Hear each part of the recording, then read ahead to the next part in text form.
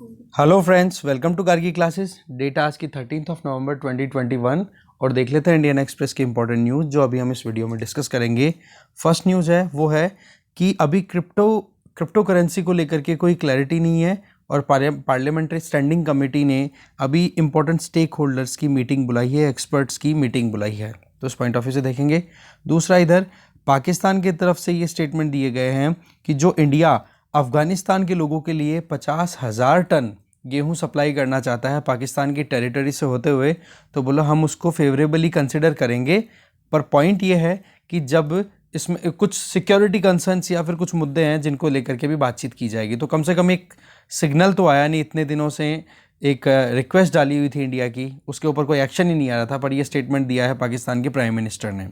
इसके अलावा एक न्यूज़ है इधर कि सिविल सोसाइटी जो है एक न्यू फ्रंटियर बन चुकी है वॉर के लिए, और सिविल सोसाइटी को बहुत ज़्यादा मैनिपुलेट किया जाना पॉसिबल हो पा रहा है और इसकी वजह से नुकसान है राष्ट्र को। ये बात कही है अजीत डोभाल जी ने अभी सरदार वल्लभ भाई Patel national police academy Hyderabad, जहाँ पे आईपीएस की आपको पता है ट्रेनिंग होती है, ठीक है। तो इस पॉइंट ऑफ व्यू से एक बार इस पर नज़र डालेंगे। इसके आगे राजस्थान से रिलेटेड एक न्यूज़ है जिसमें ये कि कैमल पॉपुलेशन बहुत ज़्यादा डिक्लाइन कर गई 2015 का जब से एक्ट आया है।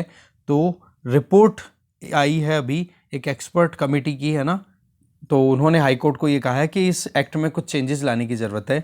जानेंगे क्या है सबसे लास्ट में इस बात को। इसके आगे सुप्रीम कोर्ट ने आर्मी को सीधा स्टेटमेंट दिया है कि हमने जब आपको ये बात कह दी कि वुमेन ऑफिसर्स के लिए परमानेंट कमीशन आप कॉन्स्टिट्यूट करो, तो अभी तक आपने उस पर सही से कदम नहीं उठाए, तो हम इसको कंटेम्प्ट ऑफ कोर्ट कंसिडर करेंगे। पर आर्मी ने कह दिया कि हम परमानेंट कमीशन बनाने के लिए रेडी हैं, जल्दी आपको मिल जाएगा ये आउटकम, ठीक है। क्योंकि ये बात ठीक है कि आर्मी अपने आप में सुप्रीम है अपने डोमेन में, बट सुप्रीम कोर्ट भी कॉन्स्टिट्यूशनल एंटिटी है और कॉन्स्टिट्यूशनल एंटिटी में भी सबसे टॉप लेवल पे आती है ज्यूरिसडिक्शन सुप्रीम कोर्ट की, अगर देखें तो हमारे जुडिशरी में। तो बोला अगर आप सही से काम नहीं करोगे तो हम आपके अगेंस्ट में कंटेम्प्ट चार्जेस लगाना शुरू कर देंगे, राइट, प्रोसीडिंग शुरू कर देंगे। बट आर्मी ने कह दिया कि ठीक है, हम जल्दी से ही women commission, permanent commission for women officers अब रेडी करने वाले हैं, ठीक है। यही बात है, बस इतनी सी। इसके आगे एक्सप्लेन्ड पेज पे हम 3 आर्टिकल्स देखने वाले हैं, 3 क्या सारा ही पूरा देखेंगे। एक तो ये कि क्लाइमेट चेंज को लेकर के किसकी कितने क्या रिस्पॉन्सिबिलिटी है। एक है यूएसए में इन्फ्लेशन का इंडिया पर क्या इम्पैक्ट है। एक ये इंडिया में बच्चों में डायबिटिक सिग्नल क्यों आ रहे हैं, डायबिटीज़ क्यों हो रही है बच्चों में, वो जानेंगे। और एक ये कि जो हाइब्रिड क्रॉप्स हैं उनके अलावा जो आप कह सकते हो जो लैंड रेसेस है, लैंड रेसेस यहाँ पर वर्ड आ गया, इसका मतलब है कि जो जंगलों में पैदा होने वाली जो क्रॉप्स हम कंज्यूम करें, फॉर एग्जांपल राइस, तो राइस का वाइल्ड ब्रीड क्या है, वाइल्ड वैरायटी क्या है, वो एक तरीके की लैंड रेस बोली जाएगी। तो उस पॉइंट ऑफ व्यू से अभी एक पद्मश्री अवार्ड दिया गया है, पद्म अवार्ड्स का डिस्ट्रीब्यूशन हमने देखा था, तो उसमें पद्मश्री अवार्ड दिया गया है इन लैंड रेसेस को प्रिजर्व करने के लिए। जानेंगे पूरा मुद्दा। बाकी स्पोर्ट्स पेज, इकोनॉमी पेज और वर्ल्ड पेज पे भी नज़र डालेंगे। तो चलिए स्टार्ट करते हैं डिटेल में डिस्कशन को। सबसे पहले तो क्लाइमेट चेंज में किसका कितना कंट्रीब्यूशन है। अभी समिट हो चुकी है यूएनएफसीसीसी की, इसमें आप देख सकते हो रिच कंट्रीज जैसे कि यूनाइटेड स्टेट्स, कनाडा, जापान, इनका या फिर वेस्टर्न यूरोप, इनका टोटल पॉपुलेशन, वर्ल्ड पॉपुलेशन में कितना कंट्रीब्यूशन है, केवल 12%, जबकि एमिशन में कंट्रीब्यूशन कितना है इनका, 50%। यहाँ से आप ये ग्राफ देखते जाओ, समझ में आ जाएगा कि रिच कंट्रीज़ का टोटल पॉपुलेशन में कितना कॉम्पोजिशन, ओनली 12%, और रिमेनिंग जो वर्ल्ड की पॉपुलेशन है वो 88% है। पर आप देखो एमिशन, ये जो रिच कंट्रीज़ हैं ये 50% तक एमिट कर चुके हैं कार्बन डाइऑक्साइड, जो एमिशन अभी तक हो रखा है, ठीक है। और जो दूसरे कंट्रीज़ है वो केवल 48% ही कर रहे हैं। तो आप देख सकते हो एक तो कितना ज़्यादा इन्होंने एमिशन किया है। इसके अलावा आप देख सकते हो कि 23 डेवलप्ड नेशंस जो हैं वो जितना भी हिस्टोरिकल कार्बन डाइऑक्साइड का एमिशन हुआ है उसका 50% इन्हीं से हुआ है, 23 कंट्रीज ओनली। और रिमेनिंग 150 कंट्रीज हैं, उन्होंने बचा हुआ 50% कार्बन डाइऑक्साइड एमिट किया है अभी तक अगर देखा जाए, ठीक है। तो इसमें आप देख सकते हो सबसे ज़्यादा एमिशन यूएस ने, फिर जर्मनी ने, यूके ने। इसके अलावा इधर देख सकते हो चाइना ने भी एमिशन अच्छा खासा किया है अभी, पर वो दूसरे कंट्रीज में, मतलब वही है कि रिच कंट्रीज की बात करें और जो आप कह सकते हो बचे हुए दूसरे कंट्रीज, रशिया फिर इंडिया की 3rd रैंक आती है 3.2%, ठीक है, आप ये देख सकते हो। इसके आगे पर कैपिटा एमिशन के हिसाब से देखा जाए तो चाइना में सबसे ज़्यादा है 10.7, ठीक है। दूसरी तरफ आप देख सकते हो यूएस, फिर इंडिया में 2.4 टोटल एमिशन है। टोटल एमिशन तो कितना है चाइना का सबसे ज़्यादा, दूसरे नंबर पे यूएस, तीसरे पे India. But per capita emission के हिसाब से देखें, मतलब जितना एमिशन है उसको डिवाइड कर दो उस कंट्री की टोटल पॉपुलेशन से, तो आप देखो सबसे ज़्यादा एमिशन कहाँ का आ रहा है, सऊदी अरब का। आप देखो 18 मेट्रिक टन पर कैपिटा, एक इंडिविजुअल एक साल में 18 मेट्रिक टन एमिशन करता है, ठीक है ना, 18 मेट्रिक टन, हाँ, कार्बन डाइऑक्साइड एमिट करता है। इसी तरीके से आप यूएस में भी देख सकते हो। तो ये चीज़ें हैं, मतलब टोटल अभी तक एमिशन, एक साल नहीं, टोटल एमिशन अभी तक कितना हुआ है। तो ओवरऑल बात क्या आ रही है कि जो डेवलप्ड कंट्रीज़ है उनकी रिस्पॉन्सिबिलिटी ज़्यादा है as compare to developing countries, ठीक है ना, यही चीज़ यहाँ पर बताई जा रही है। इसके आगे यूएस में इन्फ्लेशन और इस पे इसका इंडिया पे इम्पैक्ट। देखो अभी यूएसए में इन्फ्लेशन चल रही है 6.2% और इंडिया में इन्फ्लेशन चल रही है एनएसओ के हिसाब से 4.2%। अब देखो इन्फ्लेशन ये रेट है, इसका मतलब क्या होता है, सिंपल सी बात है कि अभी अगर बोला जाए कि 10% इन्फ्लेशन है तो इसका मतलब अभी चल रहा है नवंबर 2021, तो ये कंपैरिजन हो रहा है नवंबर 2020 के साथ में, ठीक है। और ये बोला जाए कि आने वाले साल में 15% इन्फ्लेशन रहने वाली है, तो आप ये मानो कि नवंबर 2022 में कितनी महंगाई रहने वाली है। अब कैलकुलेशन कैसे की जाती है वो देखो, मान लो कि एक आइटम है, उसकी प्राइस नवंबर 2020 में 100 रुपये हुआ करती थी, तो अभी 10% इन्फ्लेशन अगर बताई जा रही है तो आज उस कमोडिटी या उस चीज़ की प्राइस कितनी हो चुकी है, 110 रुपये। 100 का 10% 110, ठीक है। 100 का 10% 10 और 10% राइज कर दो तो 100 में 10 ऐड कर दो, 110 रुपये। तो ऐसे में करंट प्राइस कितनी हो गई 10% महंगाई की वजह से, 110 रुपये। और अगर ये बोल दे कि नेक्स्ट ईयर 15% की इन्फ्लेशन रहने के चांसेस हैं, तो इस केस में आप अभी जो 110 रुपए की प्राइस है इसका आप 15% कैलकुलेट कर लो तो वो आ जाएगा लगभग 16.5 रुपए के लगभग। तो ऐसे में अगले साल उस कमोडिटी या उस चीज़ की प्राइस कितनी हो जाएगी, 126 रुपये 50 पैसे। तो ये इन्फ्लेशन रेट इस तरीके से काम करती है। और जो कंपैरिजन होता है वो ये ईयर ऑन ईयर, मतलब कि जिस महीने में आप इन्फ्लेशन देख रहे हो उसी महीने का उसी महीने की रेट्स आप देखोगे पिछले साल की उठा करके और उससे कंपैरिजन किया जाएगा। अब बात आ जाती है यूएसए में इन्फ्लेशन क्यों एक कंसर्न का मैटर है। देखो यूएसए में नॉर्मल कंडीशंस में केवल 2% इन्फ्लेशन चलती है, जो कि 6.5% तक हो गई, 6.2%। तो आप देख सकते हो लगभग 300 गुना महंगाई बढ़ चुकी है वहां पे, है ना। तो इसलिए ये कंसर्न है। आगे चलते हैं, वजह क्या रही। देखो इसमें बात ऐसी है, कोविड के चलते हमें पता है कि लॉकडाउन लगे थे, लॉकडाउन की वजह से अचानक से डिमांड कोलैप्स कर गई थी। डिमांड कोलैप्स कर गई तो लोगों को रोजगार से निकलना पड़ा, बेरोजगारी बढ़ गई थी, ये सारा हो गया। फिर उसके बाद में अब जैसे कोविड-19 के वैक्सीन्स लगने शुरू हो गए हैं तो वहाँ पर मार्केट में रिकवरी देखने को मिल रही है, डिमांड बढ़ गई, सप्लाई अभी भी रुकी पड़ी है। तो पहला काम तो महंगाई का क्या हो गया कि डिमांड बढ़ना, सप्लाई रुकी हुई है, ये क्लियर है, तो महंगाई बढ़ेगी, सिंपल सी बात है।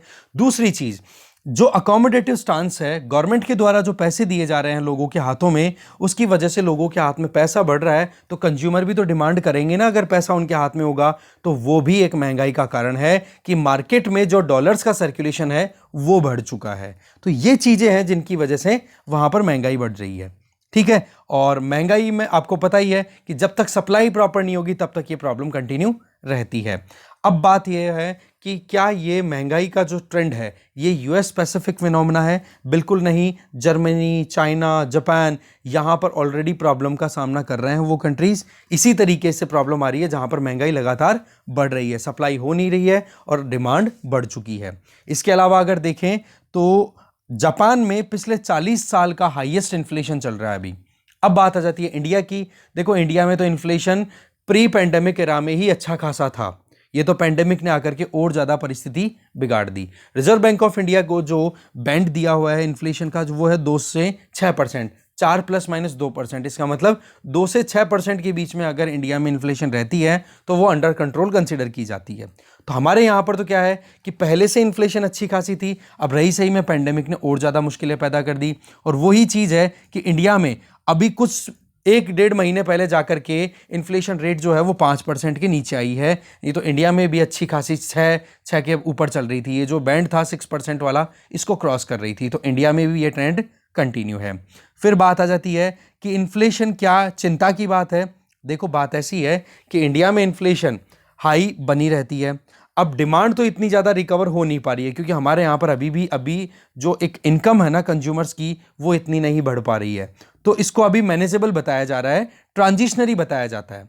एक तरफ तो हम बात करते हैं हेडलाइन इन्फ्लेशन की, एक तरफ बात करते हैं कोर इन्फ्लेशन की। हेडलाइन इन्फ्लेशन में हम फूड और फ्यूल दोनों को ऐड कर देते हैं, और कोर इन्फ्लेशन में इनके अलावा हम बात करते हैं।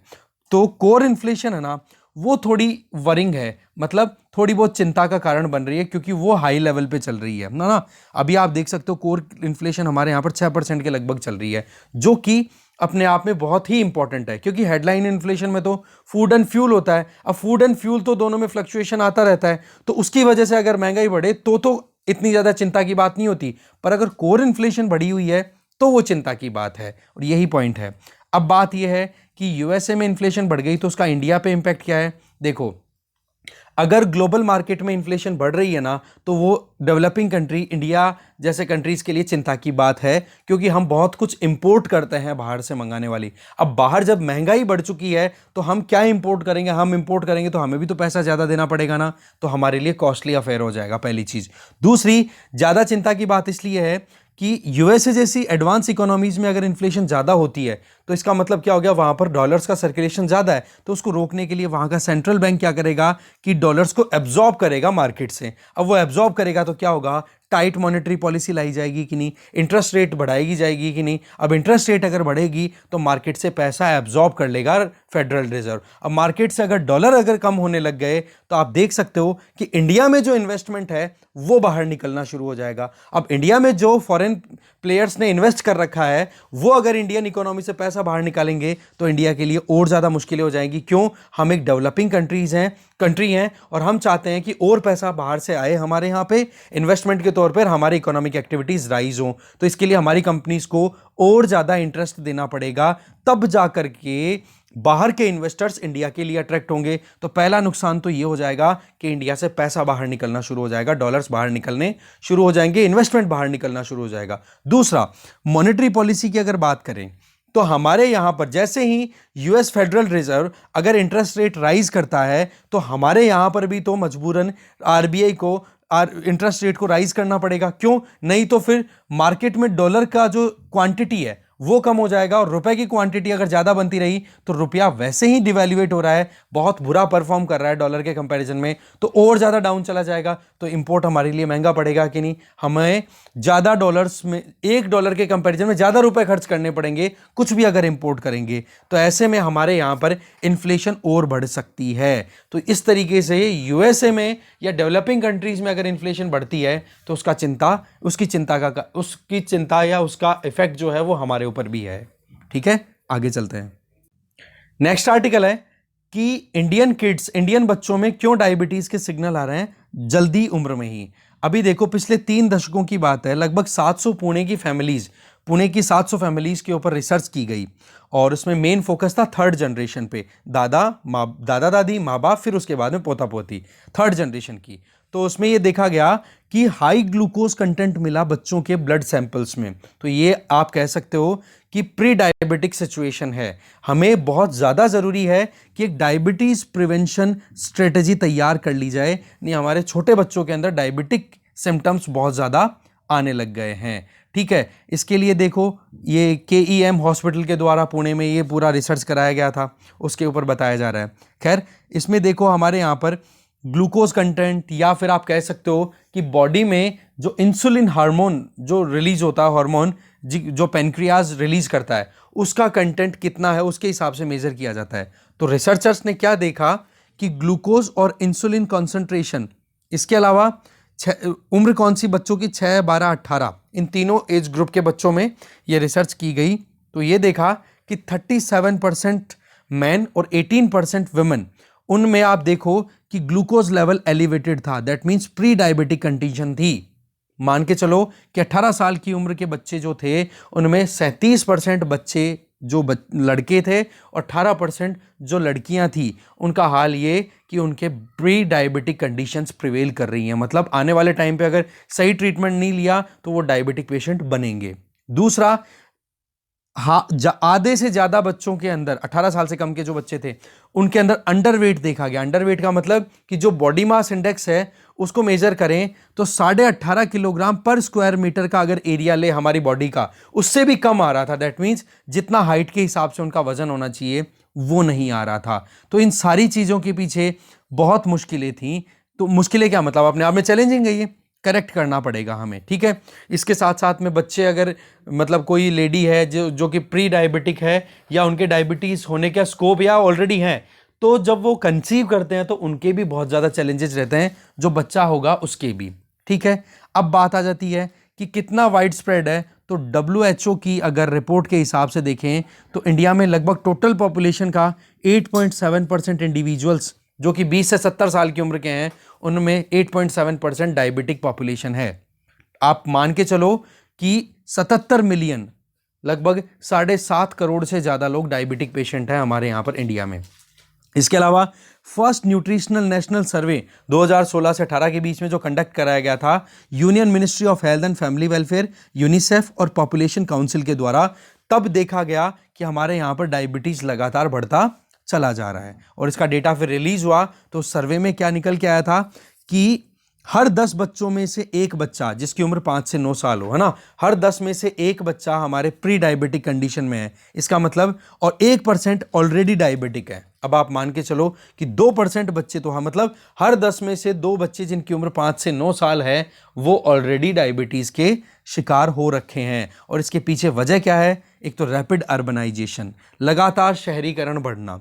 दूसरा, सेडेंट्री लाइफस्टाइल, हमेशा इनएक्टिव रहना, बहुत ही कम, मतलब कंज्यूम तो अच्छे से करना, खाना पीना तो अच्छे से, पर उसको पचाना अच्छे से नहीं। अनहेल्दी डाइट, जंक फूड कितना कंज्यूम करते हैं, टोबैको कंजम्पशन और लाइफ एक्सपेक्टेंसी बढ़ना, उम्र का लंबा होना भी एक अपने आप में कारण है जिसकी वजह से हमारे यहाँ पर डायबिटीज के केसेस बढ़ रहे हैं, ठीक है। तो करंट स्ट्रेटेजी क्या है? देखो, डायबिटीज को एक प्रिवेंशन के तौर पे देखा जाए, प्रिवेंटिव मेजर अगर लें तो वो ज़्यादा ठीक रहता है, और उसके लिए जो community health, public health experts हैं उनका रोल ज़्यादा बढ़िया से रहता है, क्योंकि फिर इसमें आपको पता है कि एक लाइफस्टाइल है ना, वही इसका ट्रीटमेंट है, बाकी और कोई ट्रीटमेंट नहीं। अगर इंसुलिन इंजेक्शन भी किसी के लग रहे हैं तो वो लाइफस्टाइल को अगर उन्होंने चेंज कर लिया तो वो रिकवर भी करते हैं, ऐसी बात भी नहीं है रिकवरी नहीं होती है, ठीक है ना। यही चीज़ बताई जा रही है इसमें।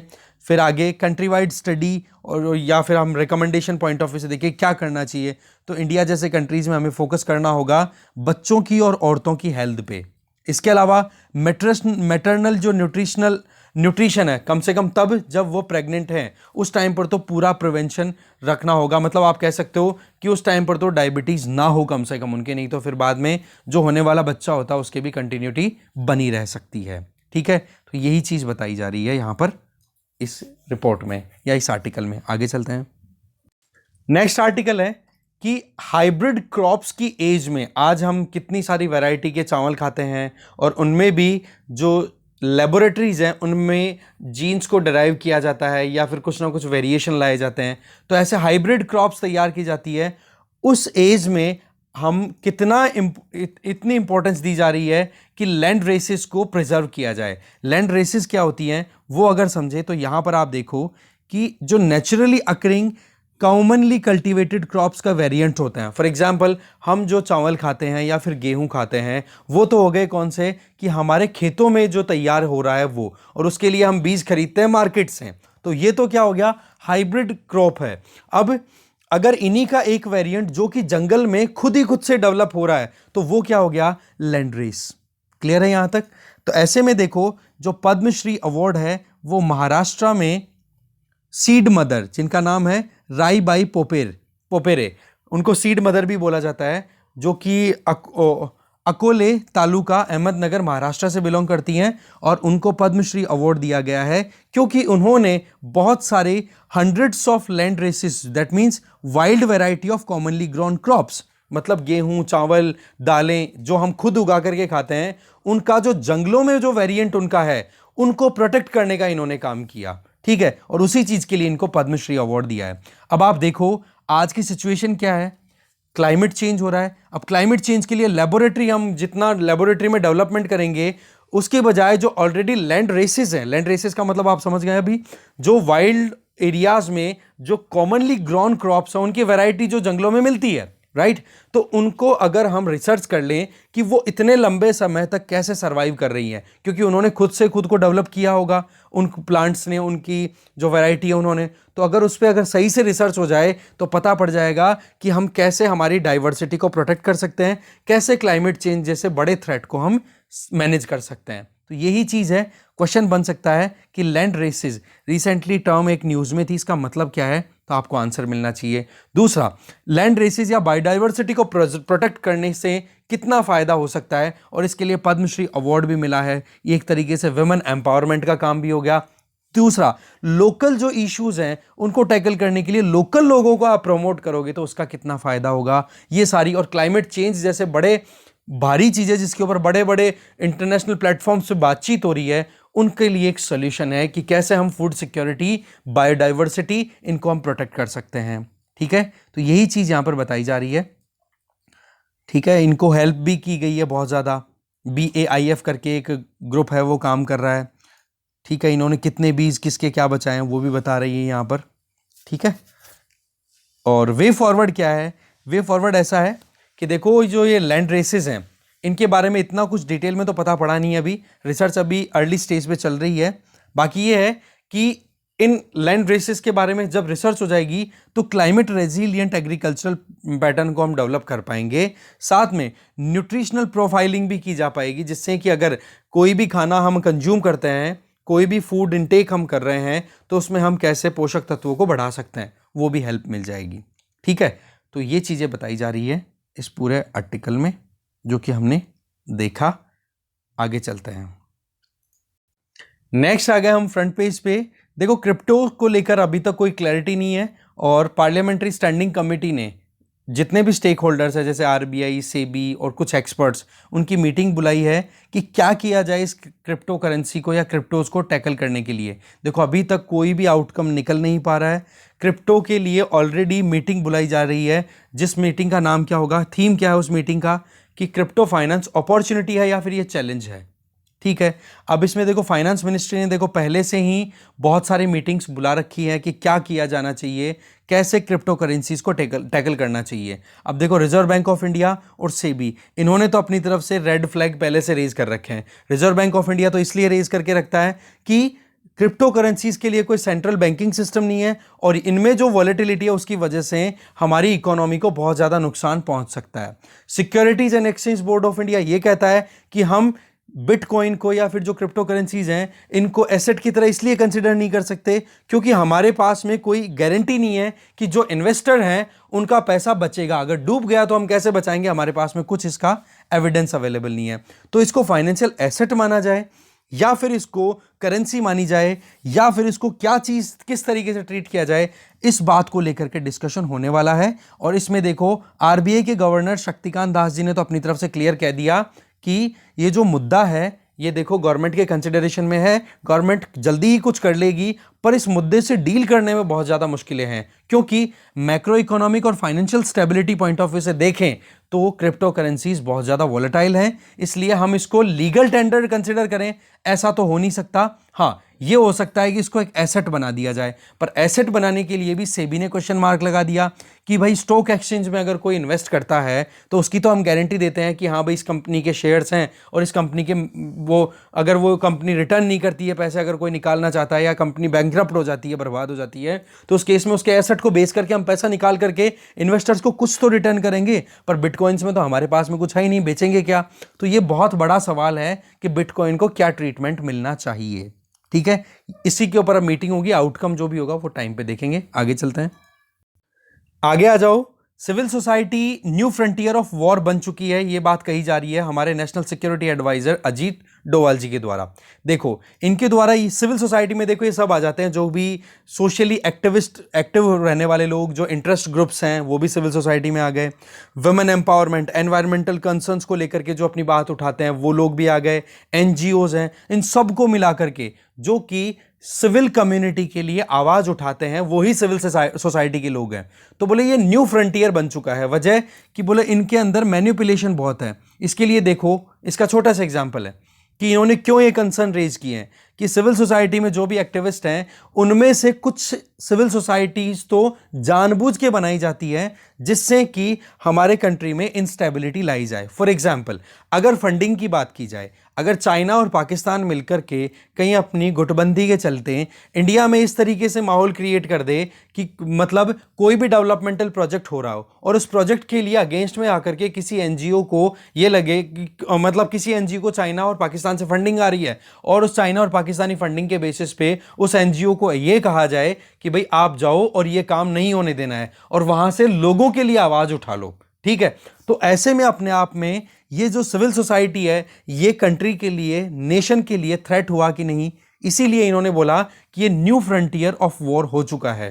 क्योंकि होता क्या है कि बोले युद्ध लड़ते टाइम पे तो युद्ध लड़ने के बाद में पॉलिटिकल जो एक गेन होना चाहिए, जो विक्टर है, विक्टर कंट्री, कि हाँ हमारा इन्फ्लुएंस दूसरे कंट्री के ऊपर। देखो युद्ध क्यों होते हैं, लड़ाइयाँ क्यों होती हैं? दो पार्टीज जो एक दूसरे से ये कोशिश करती हैं कि मेरा इन्फ्लुएंस इस पे जाए, बी तो ये चाहेगा ए पे जाए, ए चाहेगा कि मेरा इन्फ्लुएंस बी पे जाए। कॉन्फ्लिक्ट हो गया, लड़ाई हो गई। लड़ाई होने के बाद में भी अगर ए अपने हिसाब से चल रहा है, बी अपने हिसाब से चल रहा है, तो ये तो फालतू की बर्बादी होगी। ना तो ए को फायदा हुआ ना बी को फायदा हुआ। इसलिए अब वॉर्स की बजाय एक न्यू फ्रंटियर, नया सेगमेंट खोल दिया है लड़ाई का। वो क्या है? सिविल सोसाइटीज का पोलराइजेशन। ये चीज यहां पर अजीत डोभाल जी के द्वारा बताई गई।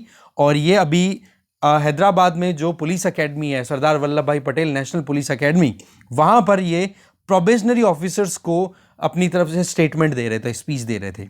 फिर उसके बाद में कॉन्स्टिट्यूशनल प्रोविजंस की बात भी की कि कैसे हम कॉन्स्टिट्यूशन को ध्यान में रखते हुए अपहेल्ड करते हैं कॉन्स्टिट्यूशन को। और एक चीज बड़ी इंपॉर्टेंट कही कि देखो कानून बनाना लेजिस्लेचर का काम है, पर उस कानून को इंप्लीमेंट करना एग्जीक्यूटिव्स का काम है। और वो भी पर्टिकुलरली बात करें लॉ एंड ऑर्डर को मेंटेन करना, तो वो पुलिस सर्विसेज का काम है। अब इसमें कानून कितना अच्छा है ये चीज इससे नहीं साबित होती कि कानून कितना अच्छा बनाया गया है। कानून अच्छा तब साबित होता है जब वो कानून सही तरीके से इंप्लीमेंट हो जाए। एग्जैक्टली भीमराव अंबेडकर जी की बात कि उन्होंने क्या कहा कि बोलो कॉन्स्टिट्यूशन चाहे कितना ही अच्छा बना दो, अगर प्रॉपरली इंप्लीमेंट नहीं किया गया तो वो कॉन्स्टिट्यूशन घटिया साबित हो सकता है। और कॉन्स्टिट्यूशन चाहे कितना ही बुरा बना दो, अगर उस कॉन्स्टिट्यूशन को अच्छे से इंप्लीमेंट करने वाले लोग हैं तो वो कॉन्स्टिट्यूशन अपने आप ही अच्छा हो जाएगा। तो सेम चीज यहां पर अजीत डोभाल जी ने भी बोली। इसके अलावा जो पुलिस ऑफिसर्स हैं या फिर एग्जीक्यूटिव्स हैं, कौन से परमानेंट एग्जीक्यूटिव, पॉलिटिकल एग्जीक्यूटिव्स की बात नहीं कर रहे हैं हम अभी, ठीक है। तो ऐसे में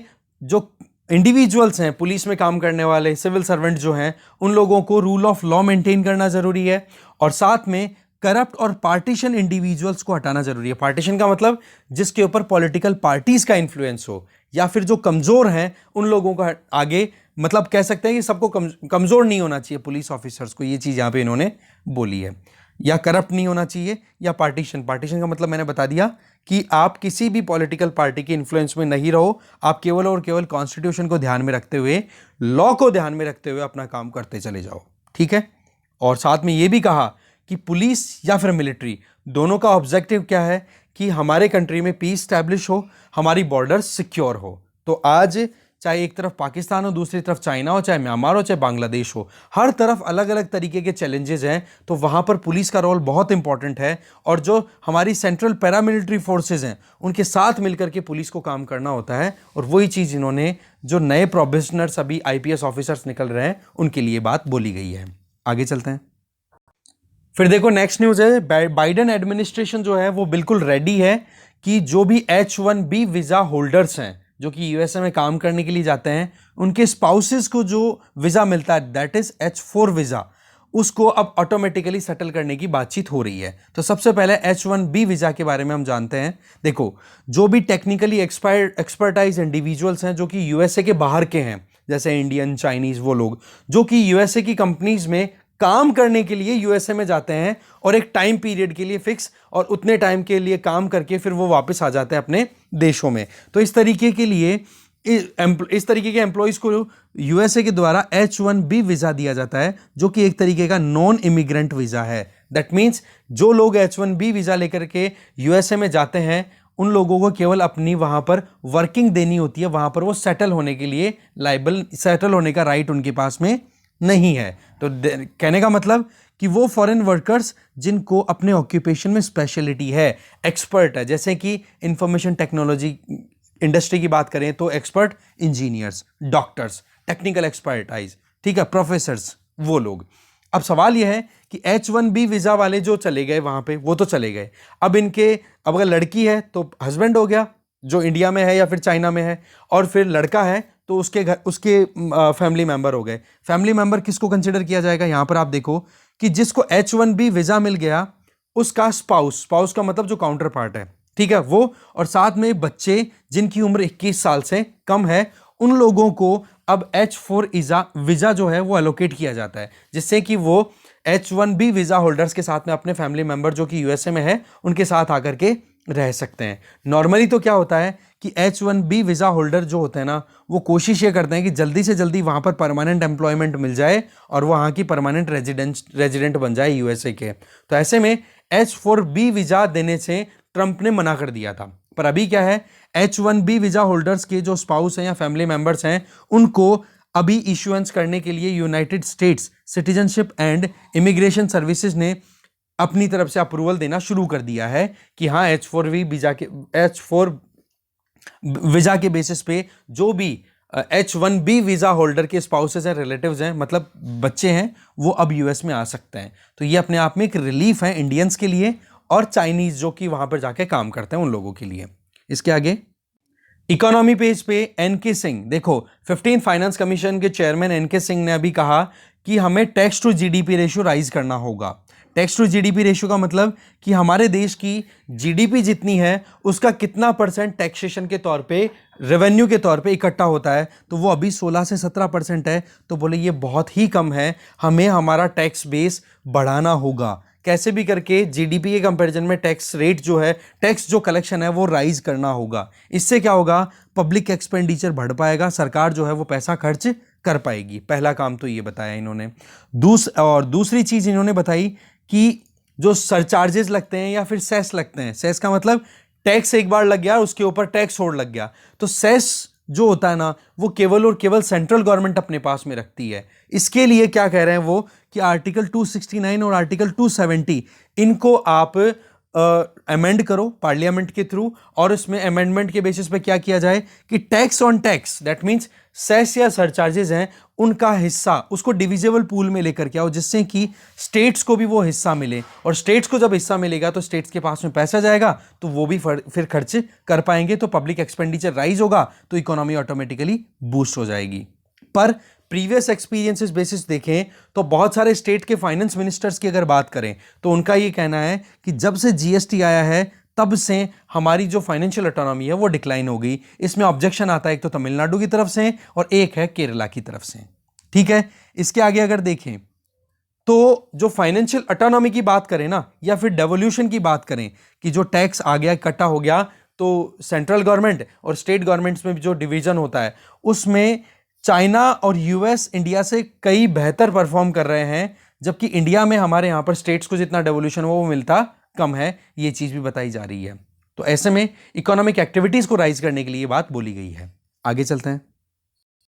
फिर आगे है आरबीआई ने कॉमर्शियल बैंक्स को डायरेक्ट किया है कि आप स्टैंडर्डाइज एनपीएस उन्हीं को बोलो जो अपना पूरा इंटरेस्ट जितना उनका ब्याज बन रहा था वो चुका चुके हैं और साथ में प्रिंसिपल अमाउंट भी रिटर्न कर चुके हैं। ऐसे आप स्टैंडर्डाइज एनपीए मत बोलो, क्योंकि हमारे नॉर्मल देखें तो एनपीएस किसको बोला जाता है, यहां पर आप डेफिनेशन देखो, अगर कोई भी एसेट या जिस भी कंपनी ने लोन लिया है, एक टर्म लोन लिया है कि इतने सालों में हम आपका पैसा रिटर्न कर देंगे बैंक से, तो वो अगर 90 दिन, मतलब वो ईएमआई जो देनी है उनको, वो ईएमआई देने में अगर 90 दिन से ज़्यादा का डिले हो गया, मतलब ना तो इंटरेस्ट गया ना प्रिंसिपल अमाउंट का कोई पार्ट गया, तो ऐसे में फिर उनको कंसिडर कर दिया जाता है कैसे, एनपीए। तो नॉन परफॉर्मिंग एसेट जो है वो 90 दिन से ज़्यादा का डिले अगर कहीं पे हो जाता, ओवरड्यू हो जाती है, जो भी स्पेसिफाइड अमाउंट है जिसको हम बोलते हैं ईएमआई, वो ईएमआई अगर टाइम पे नहीं पे की गई तो फिर वो एनपीए में कंसिडर कर दिया जाता है। तो ऐसे में स्टैंडर्डाइज्ड एनपीए किसको बोला जाएगा, जो अपना पूरा इंटरेस्ट और साथ में प्रिंसिपल अमाउंट रिटर्न कर चुका है, उसको आप बोल सकते हो स्टैंडर्डाइज्ड एनपीए। जल्दबाजी करने की जरूरत नहीं है, नहीं तो क्या होगा, एनपीए नॉन परफॉर्मिंग एसेट तो पहले से है, और अगर जल्दबाजी में कॉमर्शियल बैंक्स ने उसको स्टैंडर्डाइज्ड एनपीए बोल दिया तो हो सकता है कि वो जो इन्वेस्टर्स हैं या फिर जो ऑनर्स हैं या फिर वो जो कंपनी जिसका वो एसेट एनपीए में कन्वर्ट हो गया वो लापरवाही कर सकते हैं। ये आरबीआई ने अपनी तरफ से डायरेक्शन दी है। इसके आगे प्रधानमंत्री नरेंद्र मोदी जी ने एक रिटेल इन्वेस्टर्स के लिए स्कीम लॉन्च की है, जिसके बारे में हमने ऑलरेडी देख लिया था कि जो रिटेल इन्वेस्टर्स हैं, जैसे एक दो इन्वेस्टर जैसे आप और मैं, हम लोग भी अगर इन्वेस्ट करना चाहे तो हमारा एक गिल्ड अकाउंट खुलाना है, किसके साथ में, आरबीआई के साथ में, जो कि फ्री ऑफ कॉस्ट होगा, जिससे हम सीधा गवर्नमेंट सिक्योरिटीज में इन्वेस्ट कर सकते हैं। गवर्नमेंट के जो सेंट्रल गवर्नमेंट सिक्योरिटी या फिर स्टेट गवर्नमेंट के जो बॉन्ड्स है वो खरीद सकते हैं। तो इसको बोला जा रहा है आरबीआई रिटेल डायरेक्ट स्कीम। इसके बारे में एडवर्टीजमेंट हमने देखा था।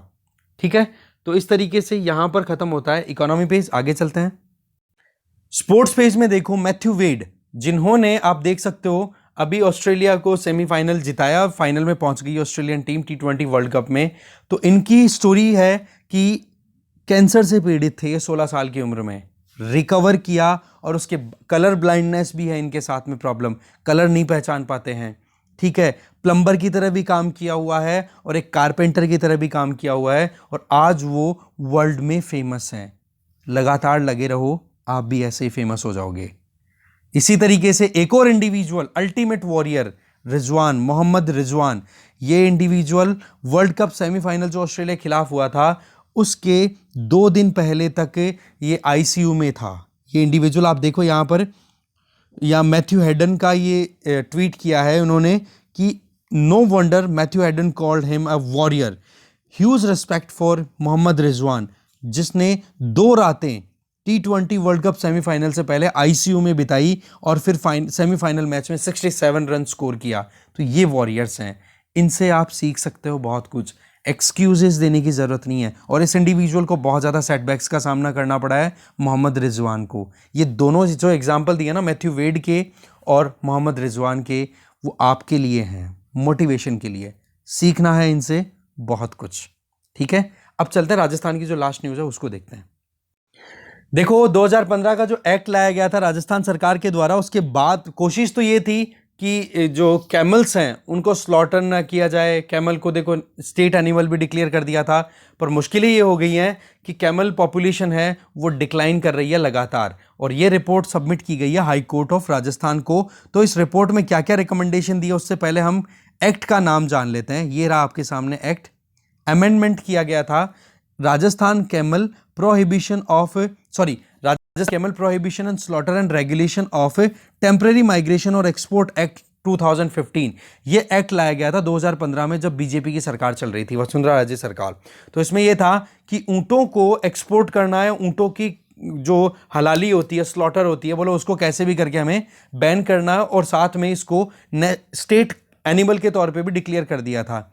पर मुश्किल ये हो गई कि जो ऊंटों को पालने वाले लोग थे उन्होंने अपनी तरफ से बहुत ज़्यादा मुश्किलों का सामना करते हुए बताया कि जब से ये एक्ट आया, बोला तब से हमारा मार्केट बिल्कुल पिट गया। इससे संबंधित हमने देखो पहले भी न्यूज़ डिस्कस की थी।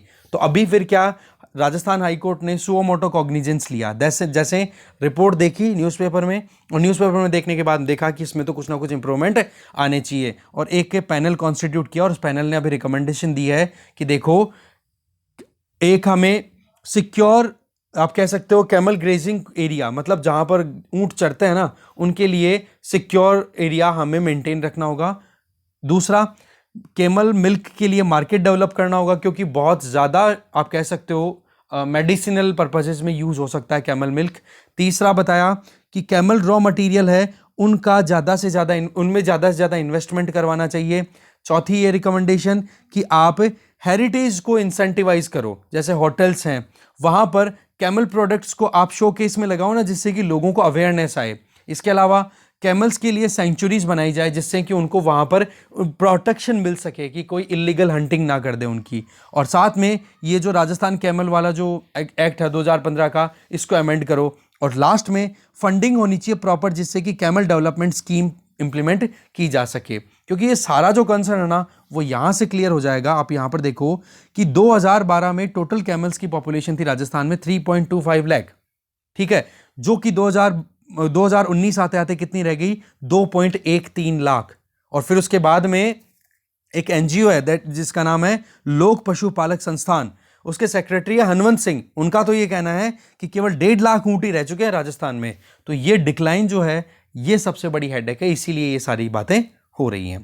तो इस डिस्कशन में जो भी कंटेंट था वो हमने देखा। Thank you very much.